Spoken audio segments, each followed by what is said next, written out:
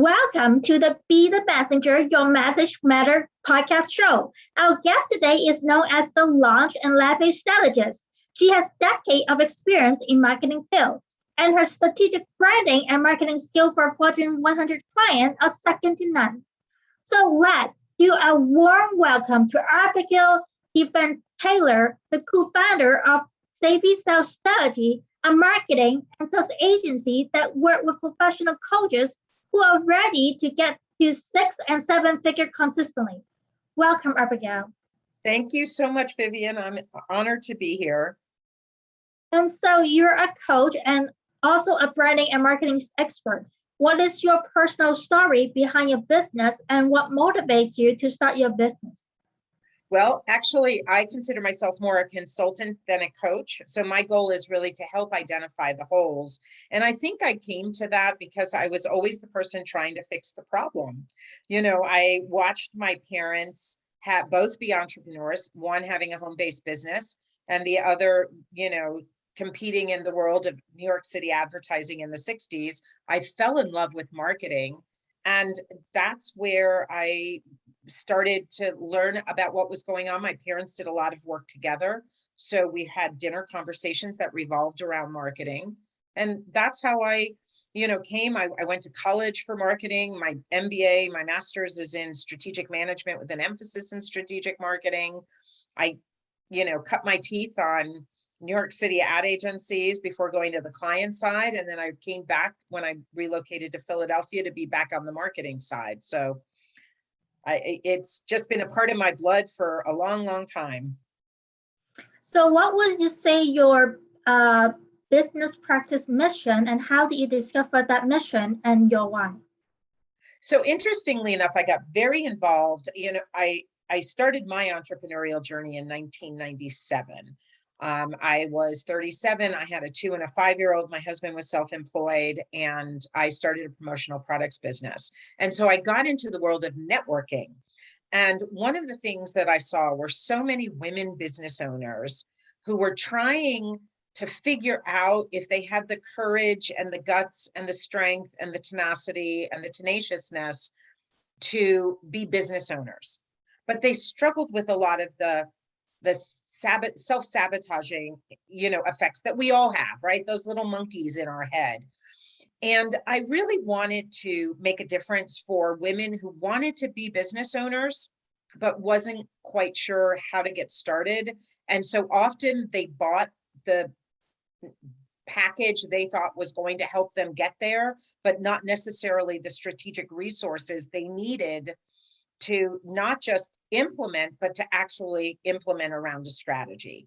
So that's always been my mission, is to help coaches and service-based professionals who want to have a business, because having a business is hard.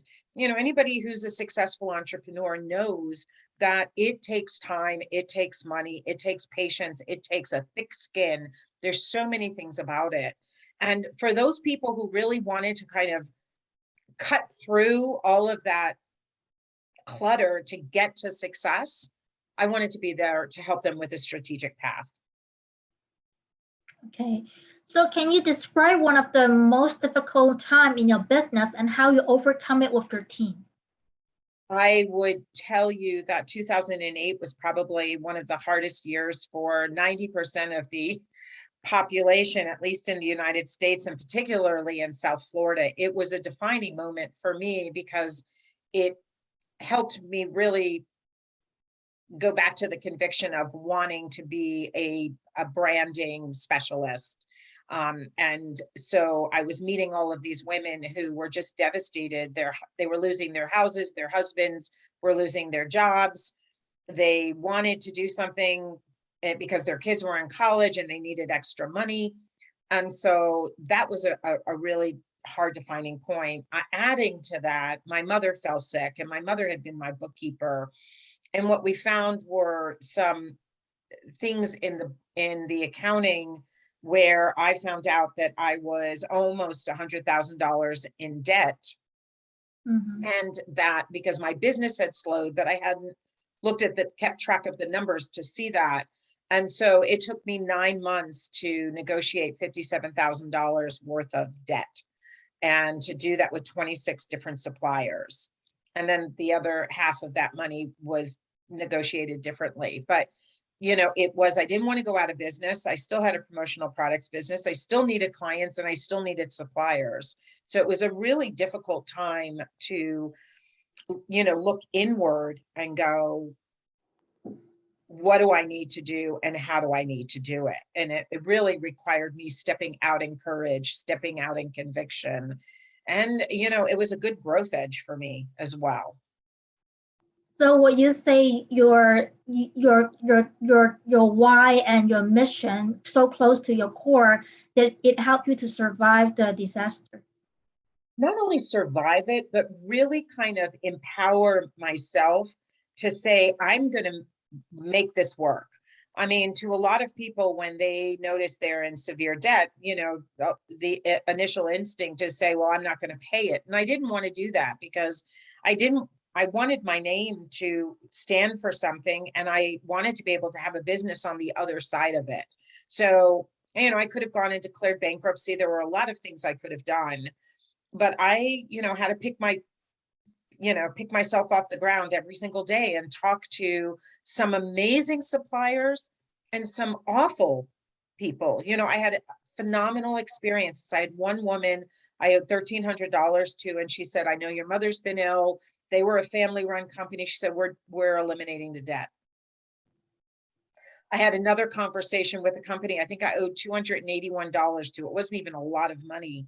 And this woman said, I have Googled you and you are going to be eating macaroni and cheese for the rest of your life. I'm going to take you for everything I can. And, you see the good and bad in these situations, but for the most part, it was really empowering and empathizing building, like empathy building to, say this was just a state of time and that we were going to get through it if we worked through it. Putting my head in the sand wasn't going to solve the problem. I think it speaks to your integrity, how to deal with your problem. So during so many decades, are there some mistake you made that was very costly and you look back, you would handle it differently? Of course. I mean, I've been a solopreneur now for 24 years, 25 years, and I've been partnered with Tami for the last 2 or 3. And I will tell you, even though both of us have created $1 million businesses on our own, when we came together, we had some learning and some growing to do together. The program we started out with in 2019 is very different than the program we're offering now and the services we offer now. I would have definitely started my entrepreneurial journey earlier. And when somebody offered to buy my business in the early 2000s, I would have said yes. So, mistakes, oftentimes you only see them in the rear view mirror. You don't say, detour ahead, huge mistake. Like, don't fall off the edge, right? We sometimes have to go off the edge to look back and go, oh, that's a pretty long drop. So, I don't think any entrepreneur who has really, determined that that was their career choice, regardless of when they came to it, doesn't have mistakes they've made. And Tami and I are pretty good at making our own mistakes, as we continue to grow, because here's the one thing that I do believe in, and I say this a lot, is that every new client teaches us a gap, right? So we grow vertically, and then in order to fill that gap, we have to grow horizontally.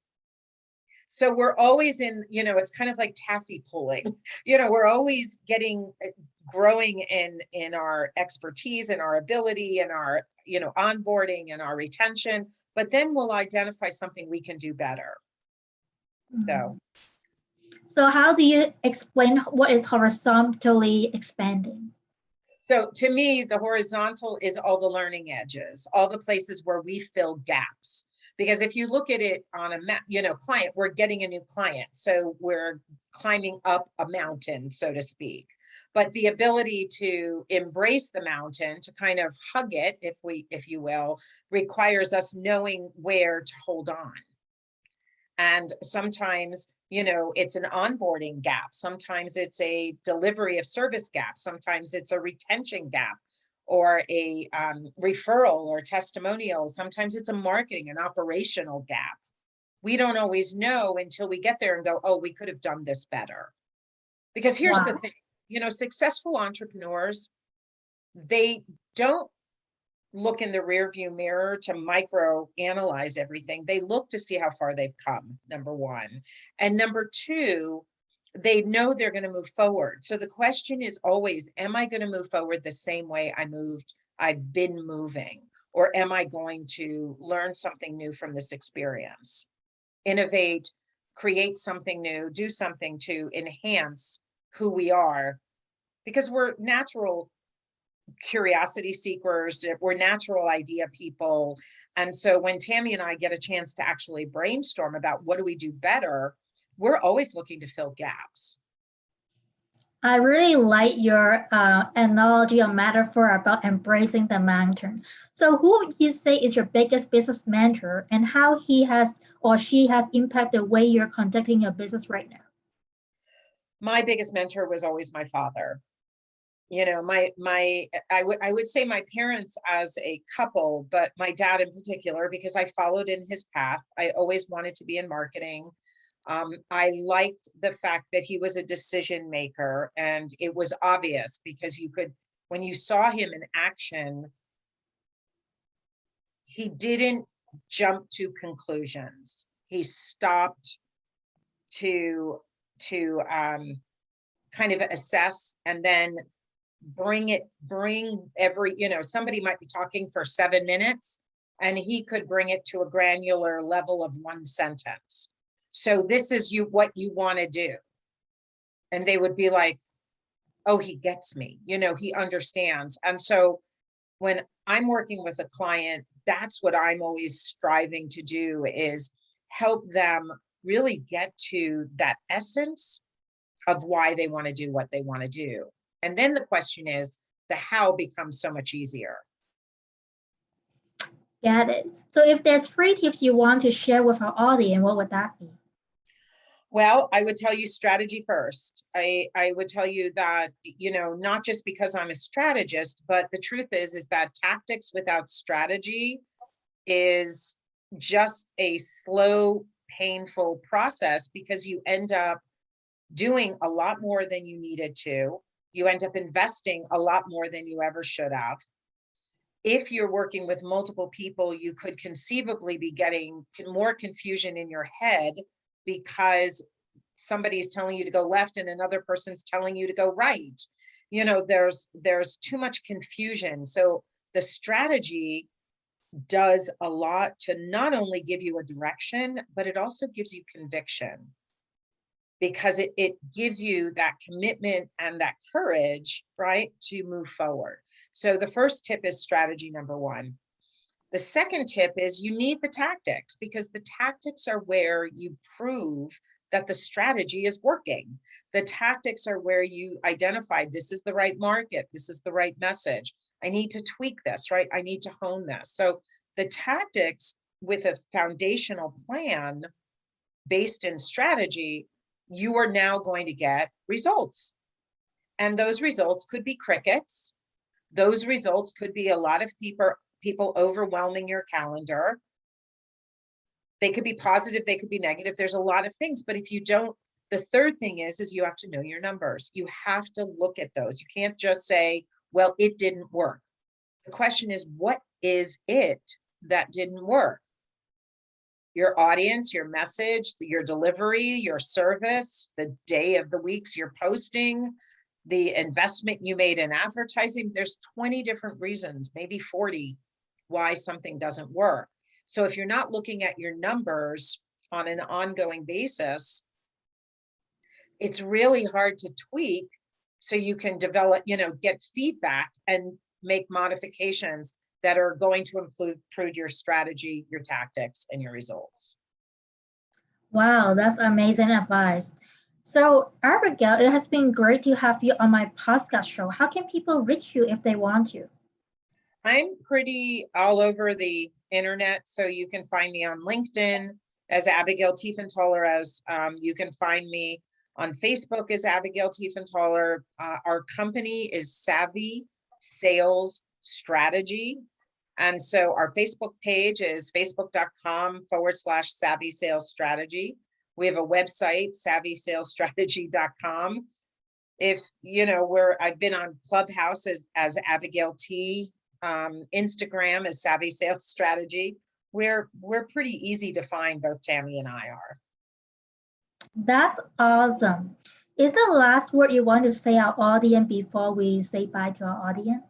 Yeah, if you don't mind, I talked a lot about things that I've done, but one of the things that Tami and I are doing together is we are really developing custom client getting systems, and we refer to them as implementation with impact, because we're an agency, so we do marketing and sales, and we help with eyes on the business as it exists right now. We develop through strategy a plan. We actually create the elements with you and we integrate them for you. So you have a clear and defined system around client getting. And, I think it's important to a different topic altogether, but to really remind your audience that it's all about client getting. It's all about taking a lead, converting them into a prospect, and then taking that prospect and converting them into a client. And it's not a 1-2 punch. It's not it's not a knockout, right? You have to have a process in place. So that's what I can tell you as we're closing. So is it okay that people will contact you through the show notes, that they will contact you about this kind of service? Absolutely. Absolutely. I would love to talk to anybody in your audience. Thank you. Once again, thank you for coming on the show. So guys and girls, if you are enjoying this episode, stay tuned for more episodes sending your way. Bye for now.